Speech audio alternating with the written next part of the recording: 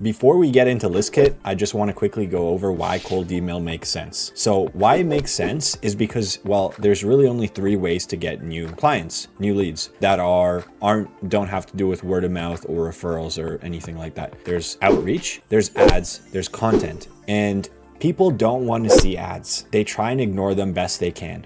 And people are only going to start to pay attention to your ads, even just give them a chance, once they've seen them multiple times. And so you need a significant budget in order to have people actually just notice your ads. And a similar thing happens with content, where there's just so many good videos out there, so much good content, not even videos. Like, people can consume anything online. There's trillions of hours of content. So for them to sit down and watch yours, it has to be really valuable and uniquely relevant to them. And you're not going to get any results just half-assed it. Similar concept to ads. And so you see this type of hockey stick graph where if you're just starting out, you give it like $1,000, $2,000 a month, 5,000. You won't, like, that sounds like a lot, and it is, but compared to businesses that spend like millions a month, that's nothing. And so you're going to see the most results probably once you're investing like 10,000 a month into ads or content, and you can't start like that. Now, cold email is more of a linear graph. Send out 1,000 cold emails, you get like 1% positive replies into booked calls. So 1,000 cold emails, 10 booked calls. It's not really a hockey stick graph like that. It's linear. And so cold email is great when you're starting out, and then you want to pivot into doing more ads and content marketing once your business has enough revenue that you can invest like 10,000 a month into ads or content, because the costs of cold email are very minimal compared to what we were just talking about. Let me break it down. You're not doing one email account, by the way, because you can't send any type of volume with that. So let's say you have 10 domains, 20 email accounts, because there's going to be only 2 email accounts per domain. These are all going to forward to your main domain. The email accounts will still have your name and the secondary domain. So it's not going to be some random domain, random email accounts. All going to be very similar to what you currently have now in your business or what you're planning on having. It's just like small iterations of your domain and email account, just because you need multiple. And so the cost, $120 per year for those 10 domains, $144 per month for the email accounts on Outlook. This is through Porkbun. Smart lead sending software, we're going to get into that, but basically you need something to automate the sending, because you're not going to just manually go into 20 email accounts and send out a ton of emails. Then 5,000 leads on Listkit, 315. So monthly $673, but you won't be paying that the second month. You're going to pay 120 less the second month, because this is just yearly, the domain cost. So the outcome, 500 emails per workday, because you're not going to send on weekends, and 10,000 emails a month, which would be 5,000 leads plus 1 follow-up to each of those. And keep in mind, 30 to 70% of those will be open. I've seen like 50 to 60% on my own campaigns, and yeah, this is the standard if you're doing it properly. So can you get 0.1% of those as sales calls? So 10,000 emails in a month, can 10 of those be sales calls that you book? If not, it's your offer or online presence, like if you don't have a website or something, or if it's like completely empty. That's the issue. It's not going to be the cold emails, because yeah, one in 1,000. And this is actually, when you're doing it at this scale, it becomes very efficient, like the effort to send one email. Once you have this initial system set up, which like that's the hard part, is maybe you spend 10 hours setting up the system, figuring out some copy, maybe 20 hours, who knows?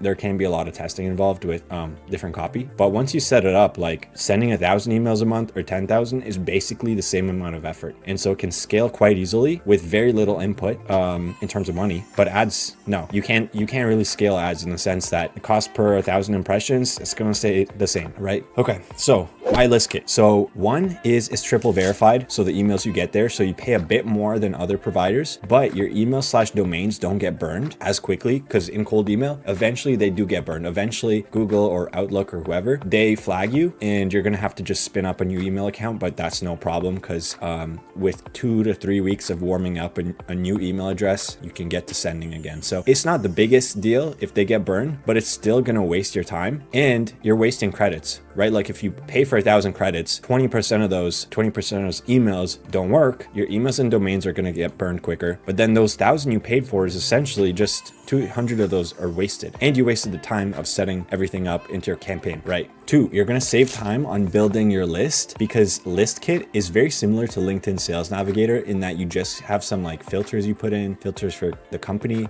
filters for the people, like conditions, job title, for example. So we're going to get into that more soon once I get into the use cases. But yeah, you do save time. It's very user friendly. 3, you integrate it with Smart Lead. So Smart Lead is my favorite sending software. I'm not the expert when it comes to this stuff, but I've been super happy with it. Like honestly, after some kinks I had to work out because I didn't understand it too well, it's just been super smooth. Like everything's working, and it's like 94 months. So it's like awesome. And owners of Listkit and the owner of Smart Lead, they're like friends. And so they've built this integration, even though they're not like huge businesses yet. Like you probably haven't heard of Listkit or Smart Lead, but they both integrate perfectly with one another, and they're both amazing tools. And so I think they're both like super underrated.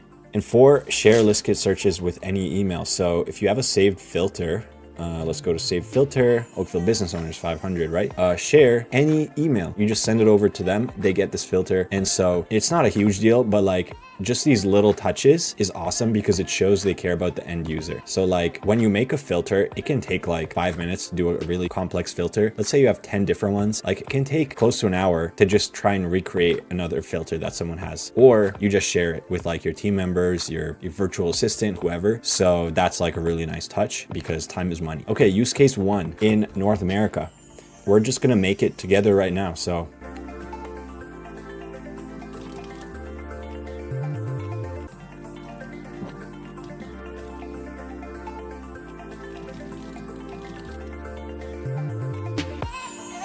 okay, so we have United States, total employees, this is companies, 50 to 200 in that company. Then people, we have job title contains one of these 4. And we have 73,745 people. And you see the list right here. What's really nice about Listkit as well, you can go to this toggle here, data visualization, and you can like remove something like Thailand, but there's not too many businesses in there anyways. But then let's say nonprofit orgs, you don't want to work with them, you exclude that. And so cuts down on the list. So you end up only paying for the types of leads that you actually really do want. And you can remove, let's say you don't want marketing, remove that in there, and it reflects in here. So see, it has exclude. So you can do it manually, but this just helps you visualize what your leads are looking like the lead list, and just makes it much more convenient to get you what you actually want. So once you have that, then you put max people per company. So depending on the role, you could have like 100 people in a company. Like let's say you don't have the job titles, co-founder, CEO, all that. Like let's say it's salesperson, or maybe no job title. There could be hundreds of people in a company, and could be sort of a waste of credits to email like 300 people in the same company. So let's put 3, and then I think it was like 68,000. So it went down to 64,000, but that's because, you know, how many CEOs, founders, co-founders is there going to be in a business, right? And then you just redeem credits. So there's 64,000 people here. I only have 12.3K credits anyways, so I couldn't redeem all these people. You put in how many credits you want to redeem, and then you only get charged when you're getting triple verified emails. So as I was saying earlier, you don't want to be paying for emails that are not verified, and then 1, waste of credits, but 2, they're going to burn your emails and domains quicker, but you're only going to pay for emails that are redeemed. So let's say you put like 3,000 credits in there. In my experience, depending on what you put, maybe you're going to end up getting like 2,500. Well, no, it's going to actually use up 3,000 if there is 3,000. But in this case, the 64,000, let's say you did have this many credits and you put it in, you'd probably get like 3/4 of the emails. Again, depends on the audience. But yeah, you're only getting charged on the actual verified emails you're getting. So yeah, you can look within North America. That's sort of the standard. But I realized it actually works well outside of North America too. So I have 2 VAs in the Philippines, and I was like, what if they reach out to businesses doing well in the Philippines and see if they want to work together? So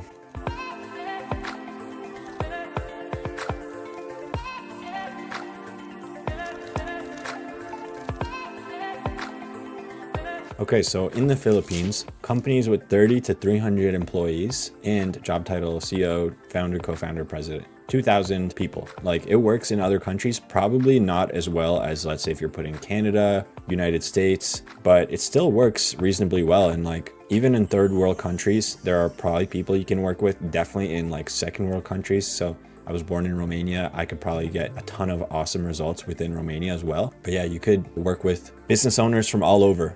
So for use case 3, getting jobs, you could just bypass the recruiter and just contact like the CEO, the co-founder, maybe CMO. So you go to include companies, and that's where you put a domain, and you get the domain of the cool business. Like it's a business that speaks to you. It's not a one-click apply on Indeed. It's someplace you really want to work. And see, this one has 14 people. You have the co-founder and CEO, but you also have like brand lead designer, a full stack engineer, and then you want to make sure you can get all their emails. And then and then you just redeem credits, you get their emails, and you reach out to them and you say like, hey, I really want to work at like Alloy Automation. Please let me know next steps or something like that. But like, you've bypassed the recruiter. That there's a lot of good reasons why there are recruiters, but some people, it's just not going to work for you. So sometimes you got to go straight to the CEO, you know, bypass the gatekeeper. And this way you find the emails of the real decision makers. And the last one, let's get creative here, build relationships. Okay, I've heard of many people using LinkedIn to like find relationships, and I figured, why not use Listkit instead? Okay, think about this. You find people, you put something like hostess, you know, of course it has to be in city locally. Okay, so you put like Toronto, how many? 407 people work as a hostess. Now there aren't gender filters you can put in here for good reason probably, but I mean, if you put something like hostess or waitress, or you can put host, you know, depends what you're looking for, right? Although host could be, oh no, host, bartender, there you go. So you can basically put these, you know, get their emails, put it into Smart Lead, and then just build relationships with people, qualify them, see if they would be a good fit for you in a first date, and there you go, build relationships. Like honestly, Listkit is just such a good tool. There's probably dozens of use cases. I just gave 4 basic ones. Okay, another thing you can do, upload the list to Meta, because Meta lets you create audiences. So go to audience, customer list, and then basically you're gonna upload the CSV you get from Listkit. You just match the columns, upload, confirm. I did this already, it works. And you can just retarget people. So let's say you've sent them a cold email campaign. Now you show up on Facebook as well, and they're gonna be 10 times more likely to